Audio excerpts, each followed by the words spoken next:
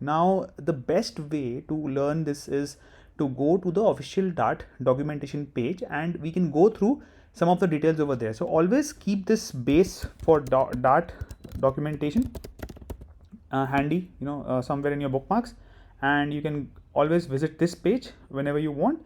And the best way to understand the basics of Dart that we need for Flutter app development is go through this language store over here.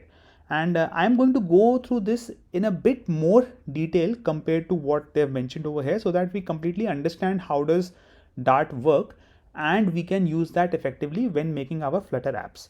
At the same time, there's a handy tool which is called DartPad. So you can always search for it online, and through the Google link, or if the website name is dartpad.dev, you can open this particular tool, and this particular tool helps you write Dart code and run it, so that you can do some basic checks as and when you'd like to do that. So you can write some Dart code over here, click on run, and see the output over here. So if you're stuck in some problem and you want to just try out some different combinations of code to see how that works, you can actually try it out over here, right?